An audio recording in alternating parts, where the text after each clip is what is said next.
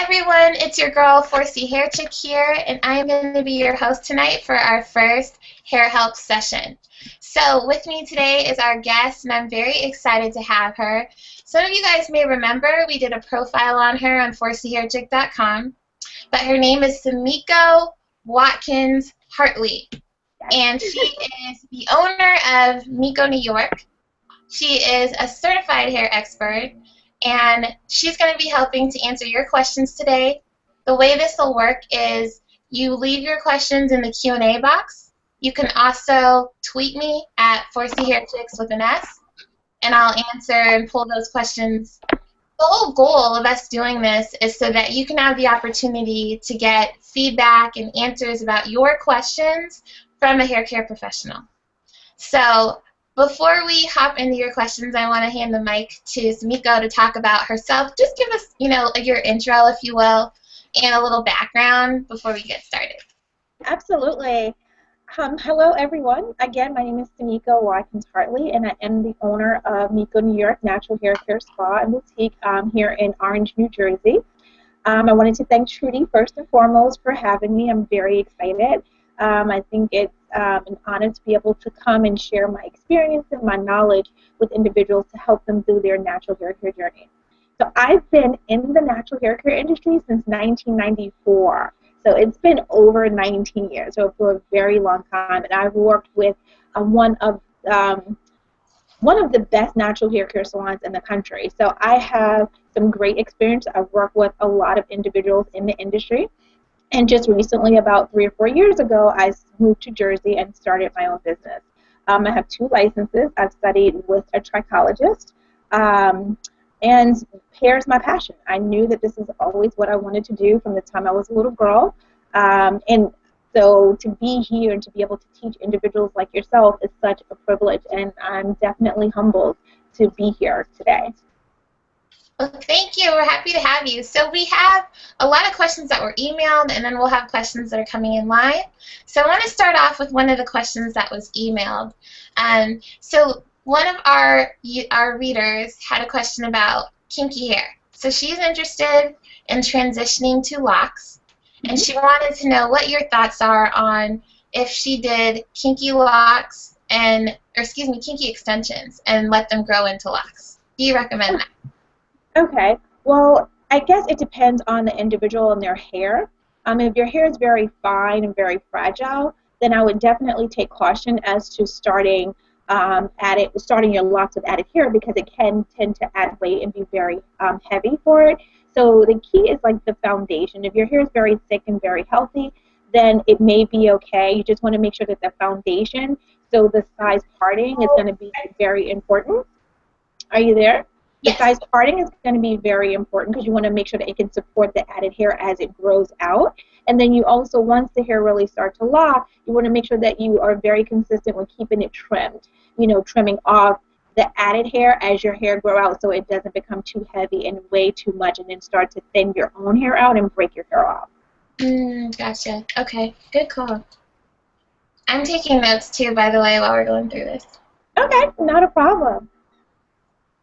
Okay, so another reader question was, what do I do about my scalp? It's always itchy. I'm experiencing dryness, and I'm not sure what it is that I'm doing wrong. Okay, well, I guess it would be hard for me to say because I don't know exactly what she's doing to really suggest it. Usually when we have any skin ailments or scalp ailments, it's usually something internal. Especially if you've been moisturizing it properly externally and it's still very dry, still very itchy even after you cleanse it, it may be something that's going on internal. So probably changing of diet, making sure you drink lots of water, making sure you get your proper nutrition, taking the proper vitamin. And if that don't seem to help, then maybe going to visit a dermatologist.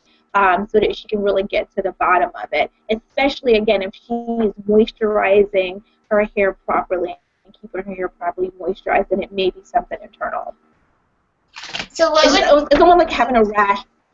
Sorry. What would you say is the right routine for scalps? Because I feel like when you see YouTubers and vloggers talking about their hair process, we do spend a lot of time talking about how we wash and how we style and what we use, but the emphasis on the scalp, I don't know that I see as often. So what should a natural with kinky hair be doing, to take care of their scalp?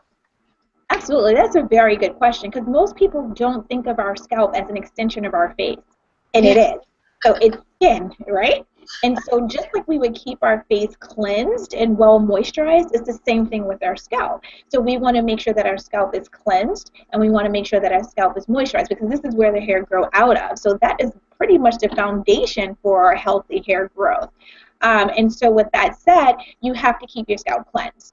And I know there are a lot of people who stop shampooing their hair altogether because their hair is very dry. But shampooing is more so for the scalp, not necessarily for the hair. And so I usually tell people, if you go to a dermatologist and a dermatologist tell you that you have dry skin or dry face, would you stop washing your face if a dermatologist tell you that you had dry skin? No, you would most likely switch the type of soap that you're using. It would be a moisturizing soap or a milder soap. So likewise with your scalp is skin, so it exfoliates every day. And so where are those dead cells going? When you wash your skin, you're usually washing away those dead cells. So when you cleanse your scalp, you need to exfoliate and cleanse away those dead cells because it can clog the pores. And then you need to properly moisturize. And moisturizing your scalp doesn't mean putting oil on your scalp. That's lubricating the scalp. Moisturizing the scalp means to hydrate and then lubricate. And together you would moisturize. So you need a water base and an oil together. You can do it separate or you can do it together. But again, you want to make sure that you massage it. You want to make sure that it's a product that's going to absorb into the skin and not sit on the skin because then again, it will clog the pores. Wow, that's a huge distinction. So lubricating is the oil, because that's what, we hear the most. Please excuse my nails. Oh my gosh, I'm so overdue to take this off, and I've just been so busy. But yeah, I feel like the doctrine about hair that I've always been told is you need to oil your scalp. And just now hearing you say that, that's the first time I made the connection that that's lubricating and not necessarily hydrating. So that's huge insight. So what is a good product to use, I guess, for the hydration part? Because I have a bunch of oils. I definitely spray with water to refresh, styles, but what would you recommend for that hydration step, or what concoction can you use that's doing both at the same time? Right. So again, hydration is water. Water hydrates. So you can use any type of leave-in spray or moisturizer. And then and there are some moisturizing sprays that have oils in them. So if you have the two together, then you have both your oils and your water together. So you don't really need to follow with an oil unless you really want to seal some more. So then you would do a light oil, such as jojoba oil, which is a great oil because it's actually not an oil, it's a wax, but it's very close to our natural sebum. And so it helps to regulate your natural sebum production. So if, for example, if you have very oily scalp, it helps to reduce it. And if you have very dry scalp, it helps to increase the sebaceous gland, so to help, you produce more oils.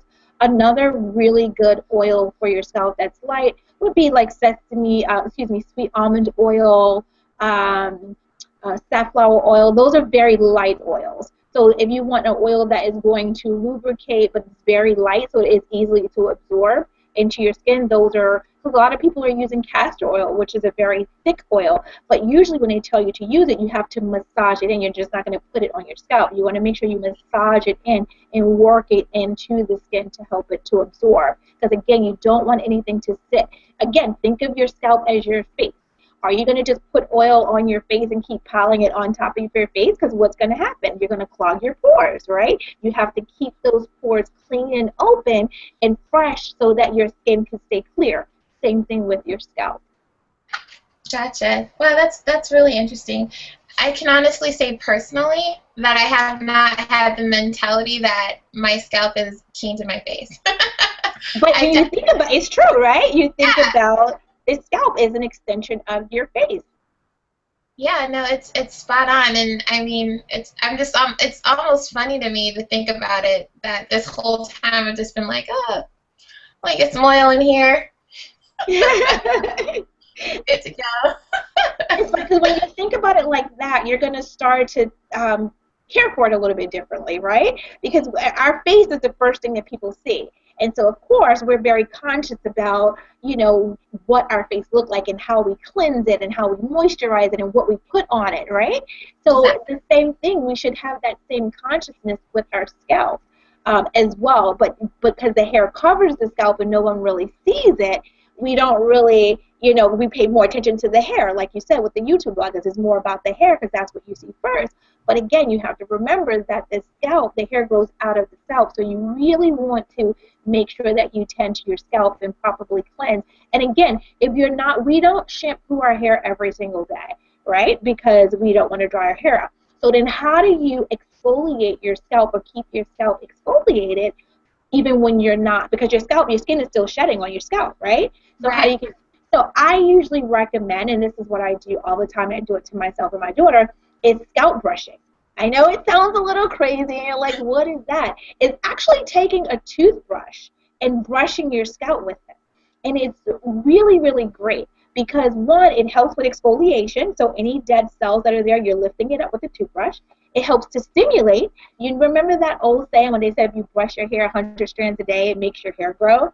It wasn't brushing your hair, it was brushing the scalp because brushing the scalp was stimulating. And so it would stimulate the scalp. And it's also great for circulation, and it's also great to help to regulate your natural sebaceous gland because you're kind of, you feel that tingling when you brush it, and it's really, really good. I do it every day. It takes about 5 minutes. And again, it helps me to keep my scalp nice and healthy and clean, especially when I'm wearing protective styling and I can't really shampoo my hair as often as I would. Again, I have to keep my scalp cleansed and I have to keep my scalp well moisturized. So doing scalp brushing, spraying my hair with moisturizer using witch hazel, which is a natural astringent, and then lightly moisturizing my hair, not using too much heavy oils, so they won't clog my pores. So likewise with naturals who are wearing, twist in their hair, who's going to have the twist in their hair for like a week or two, and maybe they feel like they need to have their scalp cleansed, they can do that, and that will really help. That's great. That's good information. Thank you. That is good. You're welcome. Okay, I have another question that was emailed to us that I want to run by you. So, one of our readers, she said she has puffy, frizzy, and not full twist outs.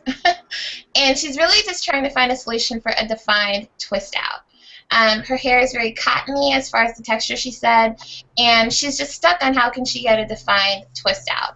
So I definitely would like to get your opinion and recommendations. I also just want to caveat and say that, one of the things we talk about a lot at 4C Hair Chick is this notion of frizzy being bad and fluffy being bad. And I'm of the school that it's not a bad thing. You can have your defined day, you can have your fluff day, and it just Right. both of them are good to go. So I do want to stress to you, reader, that it's not a bad thing if your hair is fluffy or frizzy. But if you are looking for definition, how could she go about that? Okay, well, first I would like to know what type of product she's using for her definition because that's important, and as well as the tension that she's using in her twist and how long she's leaving her twist in. So if it's completely dry, that really plays a factor. A lot of times people are doing their twist outs and they're doing it, and putting product on it, and they're not leaving it in long enough, especially if they have very thick hair. It takes a long time for the hair to actually dry. Some people's hair takes days to dry, maybe 2 days, maybe before it's completely dry. And so if you unravel the twist and it's not totally dry, it's not fully set, it's going to puff up or swell relatively quickly. Again, if she's not using a product that has a holding agent in it, it's going to. Some people are twisting with like butter or oils. Again, it doesn't have a holding agent. It may not be heavy enough to really set the hair, so that plays another factor into it. Again, the hair may not be damp enough, so it's not setting. It's like when you do a roller set or a rod set. You have to dampen the hair because then you can alter the structure of the hair after the hair is damp. And then usually once the heat sets it, when you take out the roller set, your hair forms the shape of the roller, right? So it's the same thing with your twist out. Your hair have to be dampened. And each person's density of their hair is very different. Some people could have their hair like lightly moisturized and they'll get a really good set because their hair is very fine and very it's thinner. But if your hair is really, really thick, you might really need to saturate your hair, but that means it's going to take a lot longer for it to dry, and that means you really have to let it set. So again, it's about the product that you're using. You want to make sure that your product have, if your hair is very thick, and having cottony hair doesn't mean that it's thick hair either. So you want to make sure that you're using the right product, the right amount of tension when you're twisting it. Some people twist very loose, and so of course when they take it out, you don't have that defined set. She may want to try braiding it because usually the tension, you have 3 strands versus 2 strands, so you usually get a tighter set if you braid it, or doing a 2-strand flat twist because it's flat to the scalp and you're picking up the individual strands as you go along, so you usually get a tighter set like that. Or trying to twist it and then set it with rods. That also helps to give you more definition within the set definition. Okay. So question for you on that, piggybacking off of her question, there's a lot of pictures that we share and that we get from readers of different patterns of twisting their hair to get the perfect twist out.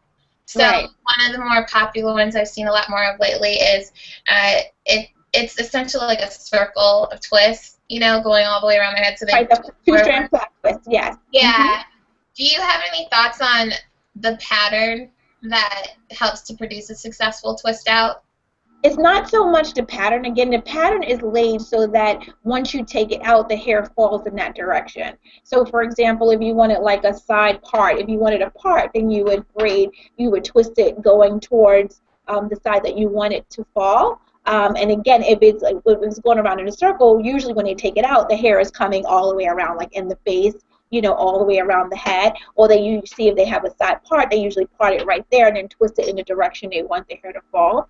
So it's not so much the part as to getting a good definition. Again, it's the tension in which you twist. Now, when you're doing a 2-strand flat twist, the most important thing is being consistent with the same amount of hair in each strand as you flat twist. Because if you don't have the same amount of strand and the hair gets tangled, when you go to pull it out, it's going to get frizzy.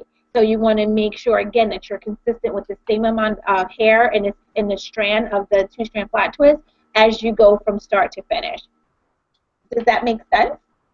Yeah, no, definitely it does. And excuse me because I just got a tweet question, so that's why you see me looking down. Okay, not a problem. Double duty. Pulling up the text and this at the same time. One more piggyback on that question. As far as hold products, what products do you like for twist sets, I should say? For twist outs? Yeah. Okay.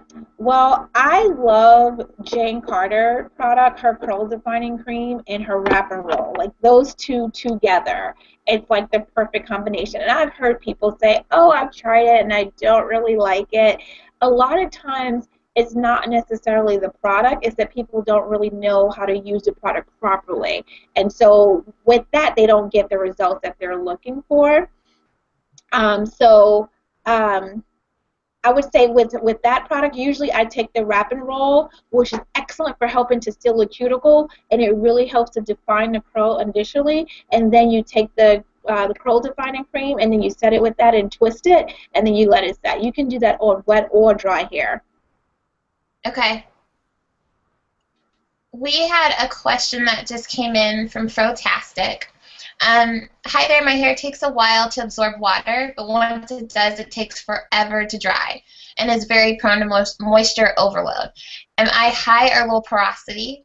Is there anything I can do to balance it out? I've tried an ABC rinse and it only makes it worse.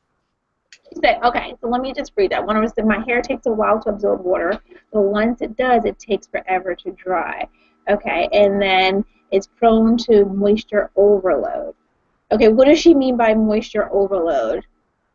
High or low porosity? Okay, so high porosity means that, you know, your hair absorbs moisture really, really fast. So your cuticle layers are open and your hair absorbs moisture. Low porosity means that your cuticles are shut and so your hair don't readily absorb the moisture. So you can see like beads of water just kind of like sitting on your hair and it don't really absorb. So she's saying that, is she saying that it takes forever, so she'll keep water on her hair for like, what, 20 or 30 minutes, and then once it does, then the water just kind of sits in there, because it almost sounds like a contradiction, right? If it takes forever to absorb the water, but then if your cuticles are shut, and then it's just that it stays in. So I would almost assume that it's low porosity. If it's not really absorbing, but once it is, if your cuticles are shut, once it's in there, then it holds in the water because the cuticles are shut. So apple cider vinegar actually does the opposite. If your cuticles are already shut, you need to open the cuticle. So you need something with more an alkaline base. So like apple cider vinegar actually shuts the cuticle because it's acidic. So that is defeating the purpose. If you're low porosity, you need to swell open the cuticle so the hair can readily absorb in the water, and then you need to kind of shut the cuticle shut to hold it in. But if your cuticle is automatically shut, then you don't really need to put anything on it to shut it. So I would say that she needs an alkaline-based product. So baking soda would help with that because that's high in alkaline, so that would help to swell the cuticle. Even if she does a deep condition treatment and go under heat usually swells open the cuticle, to help product to absorb into your hair. And then once she rinse it out with cool water, because cool water helps to then shut the cuticle. So I think what she needs is she needs to do, again, steam treatments are great because they help to open the cuticle later as well. Is she doing a steam treatment? Have you tried a steam treatment? Because that would be really great to help swell open the cuticle. So she needs to open up her cuticle layers. If it takes forever for it to dry or to water to absorb, that means her cuticles are shut. So that's a low porosity. Okay, so I'm going to have you paraphrase and say that again. Sorry, but sometimes repetition helps it to set. So low porosity, water is not getting in. She needs to lift the cuticles. Right. The solution for that is an alkaline product. And what was the example of something alkaline you said she could use? Baking soda. Baking soda. Okay. Can you clarify this while we're on the topic? So, KimmyTube, are you familiar with KimmyTube, the vlogger? Yes. Okay. So she had a very popular video early on that talks about pH. And one of her early videos talks about how baking soda can be too far alkaline, and it could almost be damaging, right? So are you supposed to mix it with something to dilute it a bit? Absolutely. Or what Absolutely. Absolutely. You can mix it with something. Like you could put a little bit in your I'm not saying like take a box of baking soda and kind of like pour it on your hair. You can mix it into your shampoo and just like a teaspoon, very little bit, and that will help to open up, the cuticle layer as well. There are some shampoos that are alkalinic, and usually those are clarifying shampoos. They're high, and that's why most people say not to use a clarifying shampoo. It can be harsh. Those are usually higher on the alkaline level, and most like moisturizing shampoos or color shampoos are usually lower on the acidic side. So they help to keep the hair moisturized, again, keeping the hair in, because hair is naturally about a 4.5 to a 5.5 on the pH scale. And so ideally you want to keep your hair in that on that scale in the pH level. That's where the hair is the healthiest. So again, like she said, if you consistently use a product that is high in alkaline, it is going to damage your hair, i.e. relaxers, i.e. colors, again, and it's just like a relaxer. When you get a relaxer, the chemical base in a relaxer, the pH level is about a number 11 or 12. But then you have your neutralizing shampoo, which actually shuts, and it's acidic, so it actually shuts that the chemical reaction down, and it brings your hair back down to its natural pH balance. So again, she wouldn't just use a baking soda product, but not use an acidic product following that to shut the cuticle back down, to bring it back down. You understand? Because even some shampoos that we use are high in alkaline, but then the conditioner that we use is acidic. So that's why the hair gets very soft, and you can easily detangle, your hair with the conditioner, because it's meant to counteract the shampoo, which lifts up the cuticle to get rid of all the debris and the oils from underneath the cuticle layer, and the conditioner is to seal and to soften and to shut that cuticle layer back down. So we're already doing it slightly with the shampoo and conditioning process.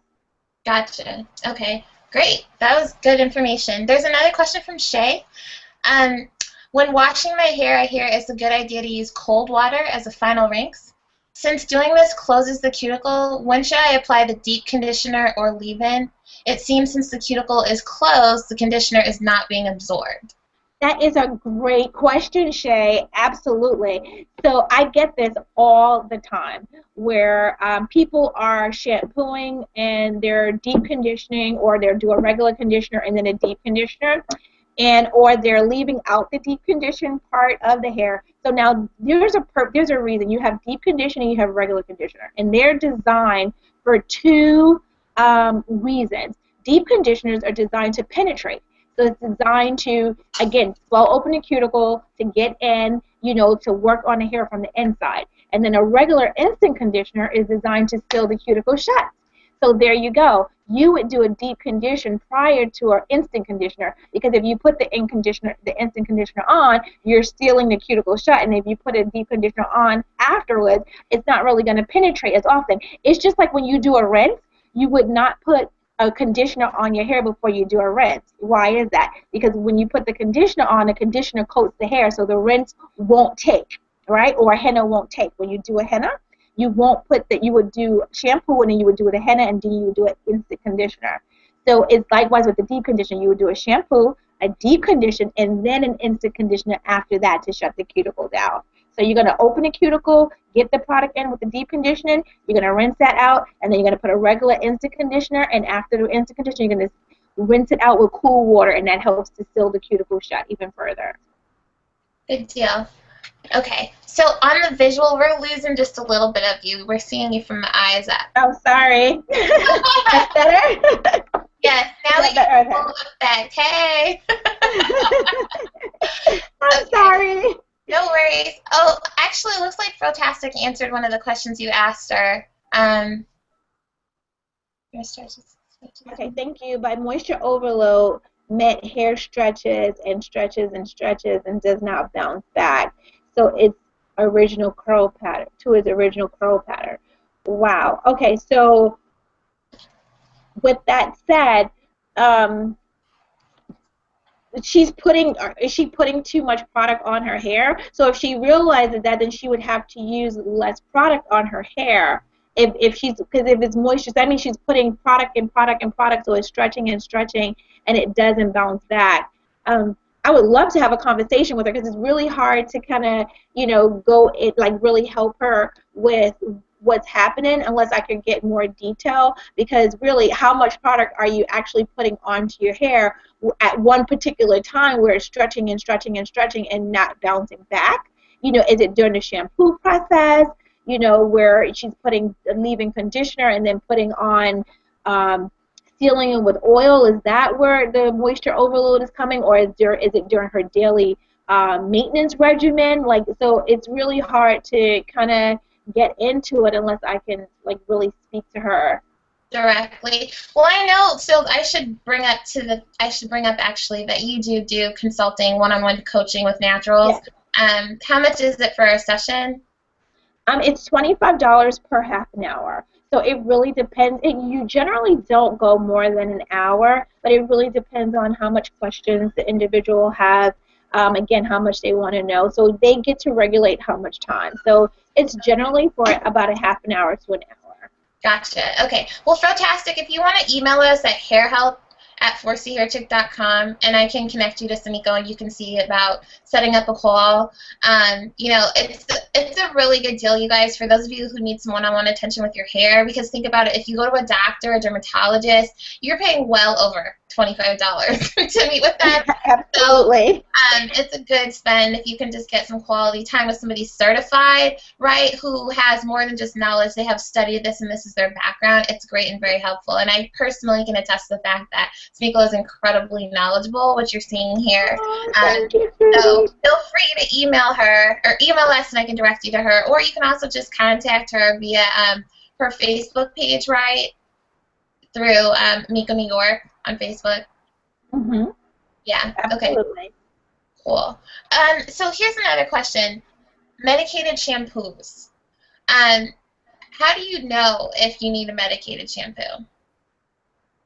That's a good question and a tricky question because it depends on what's going on. It's just like that's like so general because it's like how do you know which medicine to take? It depends on the ailment. It depends on what's going on. A lot of people say that they have dandruff, but they really don't. They just have dry scalp. Because again, we go to school, we study, so we know what it looks like. Dandruff is actually contagious. And there's definitely a difference between dandruff and flaky scalp, dry flaky scalp. Usually if you have dandruff, you do need to shampoo your hair with a medicated shampoo, or if you have like psoriasis, you need a medicated shampoo. So those things, and again, those things may stem from something internal, and that was one of the reasons why I studied with a trichologist as well to really understand, hair loss and hair, the problems that we deal with our hair from an internal standpoint. Again, but to me, I'm more into health. I'm into healthy eating. I'm into, drinking water. I feel like we are a product of what we take into our body, and usually what we take in is a reflection. We see it on our skin. We see it in our hair. We see it on our face. So really thinking about what you're doing internally, because you can almost change you know, your ailments with your diet. It may not happen right away. It may take some time, of course, but if you eat a healthy diet, if you drink lots of water, if you're taking your vitamins, definitely you will see a difference in your skin and your scalp. And again, being consistent. I know a lot of times, again, we talk about putting oils on our scalp and we're clogging our pores. And in clogging your pores, you're going to have scalp ailments, or we're using again, we're not shampooing our hair properly. And again, if you're not shampooing your hair properly, it's going to affect your scalp. So it really depends. Sometimes it may just mean altering your regimen or being consistent with your regimen and not constantly changing product after product after product after product, and just finding something that works for you and stick with it. And that's the one thing that I do get a lot in the natural hair care community is that we find a lot of product junkies. We find a lot of people buying a lot of product because they can't seem to find the one that they absolutely love, or they have found it, but someone else recommended something else, and so they go and they switch up and they try something else, and so we have a plethora of products, and we're not giving our hair a chance to get used to a product, or to really for the product to actually work for us, or taking the time to really get to learn how the product actually works. So we're jumping from product to product, and that could affect your hair as well, especially if the products have chemicals in them, like harsh chemicals. That's a good segue. Are there any certain ingredients that for you are a red flag that natural should stay away from? Yes. Well, it all depends, again. I would say like sulfates, of course. Sulfate is the same ingredient that they use to wash cars and to wash dishes with. So it is an agent that is meant to strip away oils, right? Now, if our hair is naturally dry, of course we don't want to strip something that's already dry because it's going to make it more dry.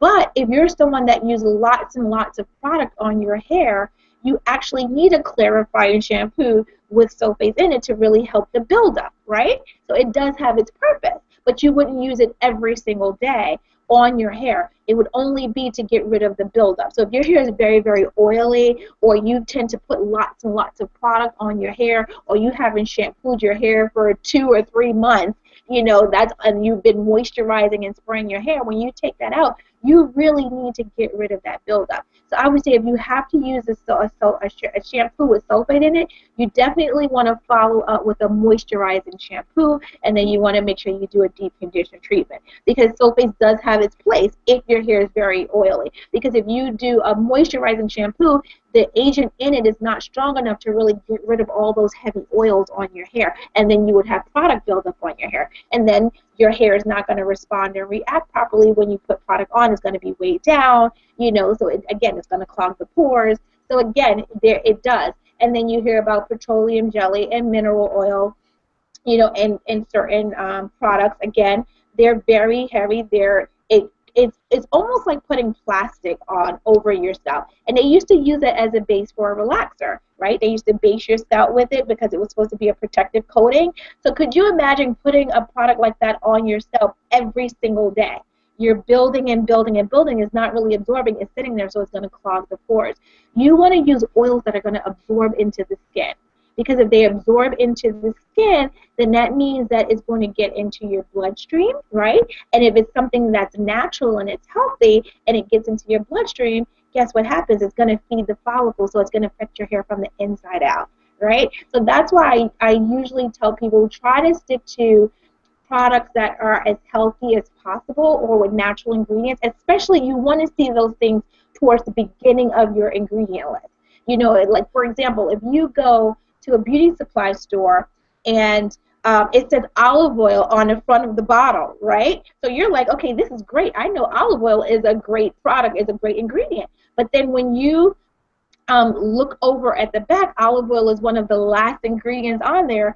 You're not really going to benefit because there's probably only a drop of olive oil in there. You'd be better off going to buy a bottle of olive oil from the grocery store, right? And using that directly on your hair. So that's why I think it's really important for us as professionals to educate, you know, the client or people that are transitioning. So now they're not just buying because someone else said to buy, or they're not just falling for, like, you know, marketing scams that, you know, that's just meant to sell a product and not really to help you understand why this product is actually working for you.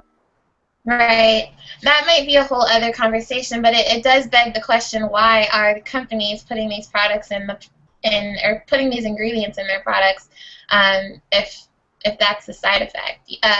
But we'll save that for another hot topic debate, right? Absolutely, because I can go, you know, I can go on and on, Trudy. Absolutely.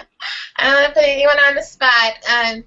So we have a question. In fact, we have a couple questions, but I did have a follow-up to something you said, so I'm just going to write it down and come back to it. I want to make sure we have time to go through everyone's questions. So the next question is from Shay. Any tips for transitioning as far as styling or manipulating your hair? Okay, that's a good question.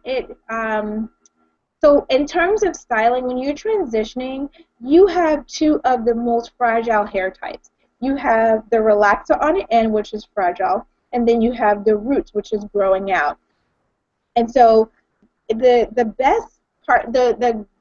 best thing you could do if you're transitioning is to get rid of the relaxer. But I know some people are very, you know, skeptical. They don't want to lose the length, and so they want to hold on to it. So usually you want to make sure when you're transitioning, the keys to transitioning is making sure that, you know, you're deep conditioning your hair. You want to keep your hair strong, and you want to keep it well moisturized, because if your hair is weak, it's going to break, and if it's dry, it's going to break, right? So if you keep your hair strong and you keep it well moisturized, then you minimize the breakage. And then the other thing is you want low to no manipulation at all.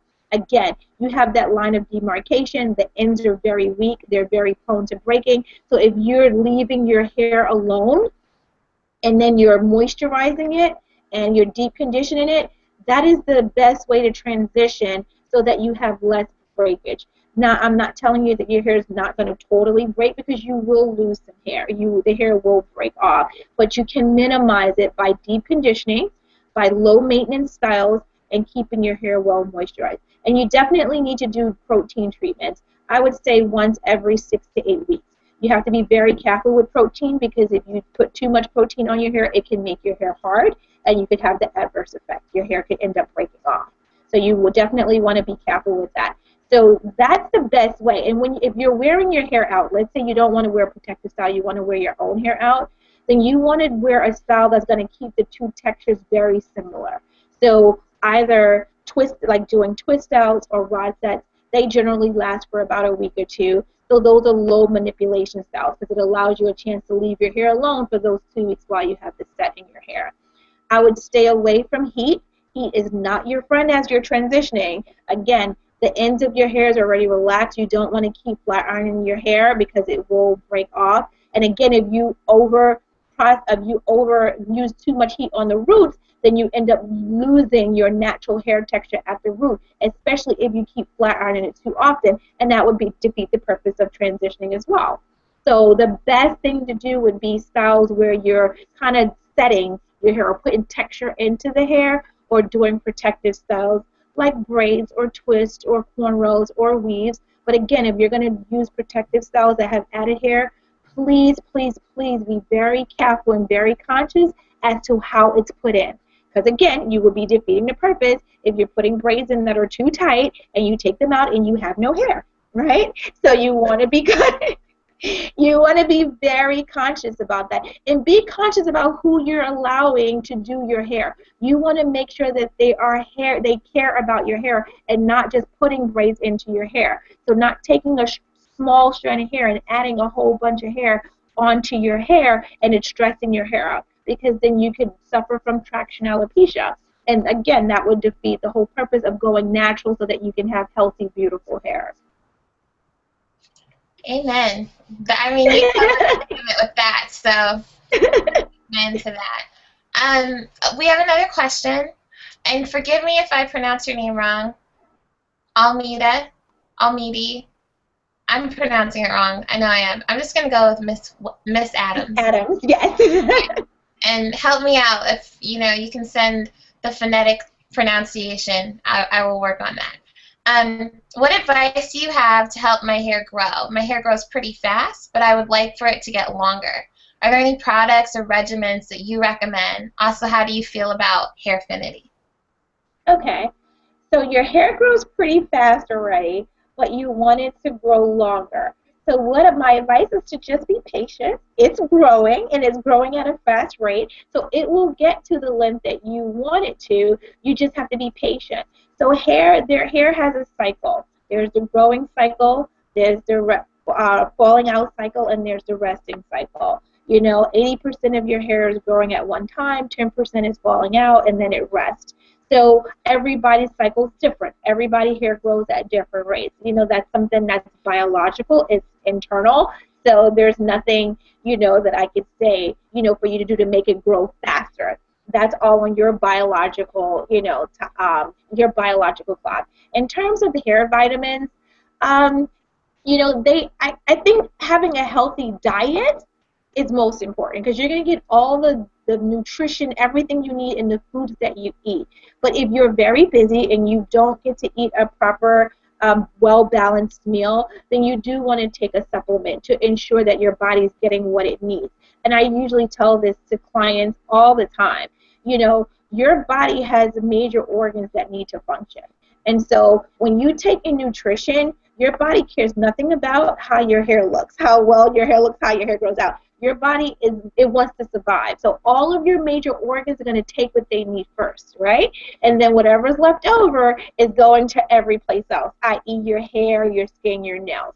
So if you're not getting enough of it, the hair suffers, the skin suffers, the eye suffers, your nail suffers. And so taking a supplement and getting your daily recommended dosage just kind of ensures that you're getting, your body, the nutrition that your body needs.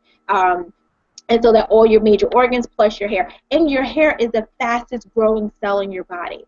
It is the fastest growing cell in your body, which means that it probably needs the most nutrition, but it gets the least. And that's why you definitely want to make sure that you eat properly, you have a well-balanced meal, that you're drinking water, that you're taking supplements if you can't do it. But, I don't want to you shouldn't rely on supplements. You should really think about eating healthy, eating protein, eating your vegetables. They have all the vitamins that we need for our body completely. But if you want to take vitamins, again, Hairfinity, I don't really know much about, every vitamin. Most of the multivitamins or hair vitamins, they're pretty much the same. They might tweak it a little, but if you look at it, the main ingredient is biotin. And again, a lot of people know biotin is good for, helping the hair to grow in thicker or longer. But what most people don't know is that just like most vitamins, you need other vitamins in order for those vitamins to digest into your system. And biotin actually needs vitamin C in order for it to properly digest into your system. And so if you look on your hair vitamin bottle, you would see biotin, but you would also see vitamin C in there. somewhere, because that usually helps. They complement one another. And so some people are taking biotin alone and they're not really seeing results, and they're like going up on their dosage, hoping that it works, but not realizing that it's probably not metabolizing in their system properly because they don't have the vitamin C component to it. That's huge. That's huge. I didn't know that. Personally, had no idea. Although I try to juice my way to health.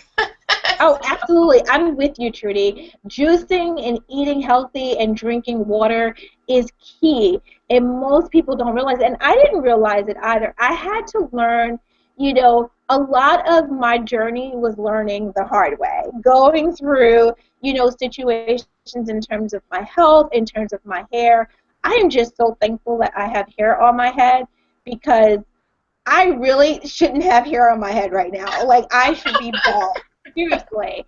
I have some horror stories, and my horror stories come from trusting other people with my hair that I thought would be truly taking care of my hair. And it was really up to me to put my hair care back into my hands.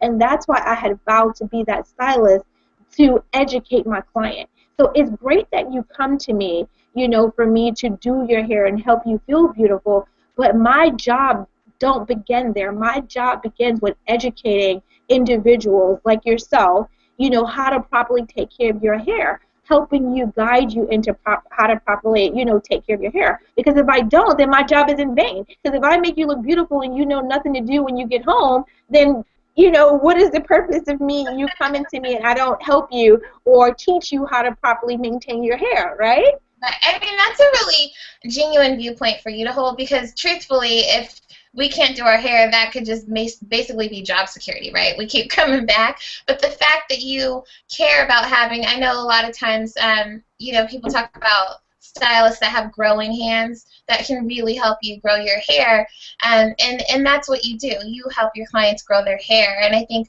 that's part of what made me want us to do this session with you, is because oftentimes, especially with natural hair and especially with kinky hair, I've talked about this on my personal YouTube channel, and I've also talked about it on 4C Hair Chicks. I have had the experience where I went to the salon and was told, I don't deal with your hair. So, oh yeah. So, wow. It's hard to find stylists who, number one, do natural hair, but number two, aren't intimidated by such a kinky texture of natural hair, and number three, understand the science side enough to help you work through the problems that are specific to your hair and help you really get on a path where you're growing your hair. Because the truth is, many of us that are in this community didn't grow up with an understanding of our hair, so we all reached a point where we started to really learn what our hair does and what it needs. So yeah, I think it's amazing that you take the time to take your clients through those steps. I think that's critical and it's important. Taniqua has a question, which is, how can you strengthen your hair? Again, strengthening your hair first starts internally, so it's with your diet. What gives hair its strength is protein. Hair is primarily made of protein, which strengthens the hair. And so the first thing you want to do is get that protein through your diet.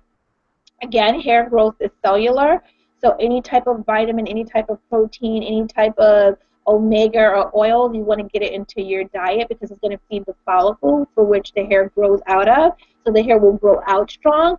And then the product that you put on externally is to keep it strong, and usually that would be like a protein-based product. But again, you have to be very, very careful when you're putting on protein externally, because it can make the hair too hard, and then the hair will end up breaking off.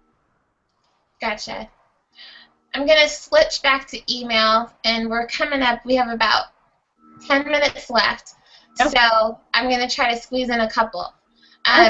One of the questions is mango butter. Do you feel like mango butter is good for natural hair? To be honest with you, I feel like any butter or natural butter could be good for natural hair, but it depends, again, on your natural hair. So everybody's different. Like olive oil could be great, but it doesn't mean that it would be great for me, right?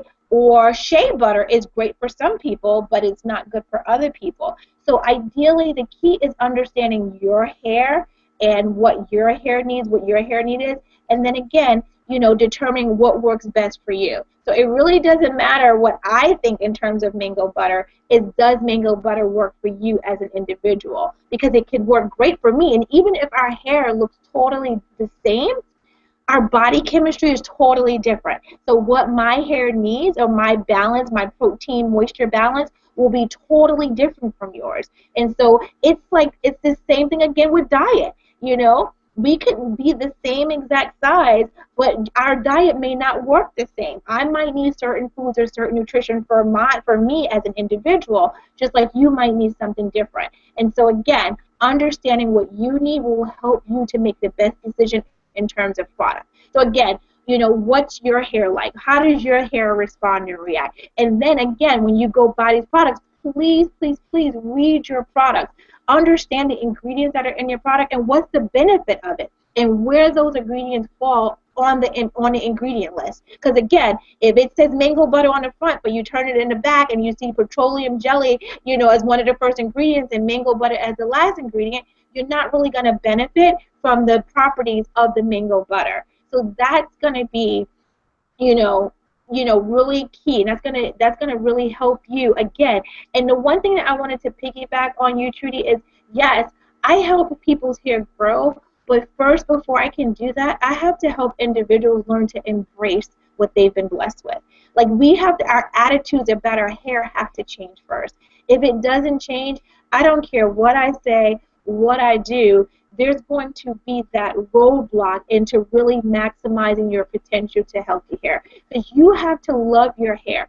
We are so, unfortunately, we look at other women's hair and we wish our hair looked like that, or our hair did that, or we have that. Instead of loving the hair that we have, right, embracing what it does, and then once we do that, then we're going to care for our hair the best way. So that's my first job, is really getting women to see that, your hair is like your fingerprint. No one else is going to have hair like yours. And once you embrace that, then you're going to be able to now go out and find what works best for you. So what I tend to tell women is that you have to learn to own your natural. Absolutely. We are a part of a movement called Blendin' for What, and the whole movement is about being your own beauty standard, that there is no standard, right? And so why should you feel compelled to blend in? You should be your own standard, and that piggybacks perfectly on that. Well said. Cosign. Thank you. All of that. This has been incredibly helpful. I'm really excited that we've been able to put this together. Absolutely. Where See Hair Chick gets a ton of questions. We get a lot of emails and we get a lot of messages asking specific hair questions. And so the whole goal of this was, could we create a safe place for everyone to ask their questions and even ask some of their personal questions? And I think we accomplished that today. So I just want to thank you, because we couldn't have done it without you, that's for sure. Oh, thank you, Trudy. Thank you so much for considering me and for having me. This is what I love to do. This is my passion. My passion is educating women, and helping them to learn and to love their hair. And not just from, a standpoint of, like I said, this is what I do, in terms of my hair care regimen. This is my profession. This is my life. This is what I live. This is my passion. And so if I can share that and I can inspire just one person, I have been successful. And for you to allow me on this platform, it's such a great opportunity for me. So I just really hope that, these young women who were here were able to walk away with some knowledge that they could now apply to help them in their hair care, journey. Because it is a journey. And the beautiful thing about a journey is that you continue to learn about yourself. The learning process is never ending. You have to enjoy every minute of it and learn it. It's a growing process. And even once you get to a certain stage with your hair care regimen and everything seems to be perfect, guess what? It's going to change again because you're a woman. We're constantly evolving as women, right? And so it's the truth. It's the truth. We go through changes all the time. It's a part of life's process. But that's what makes us beautiful as individuals. Agreed, agreed. Yay!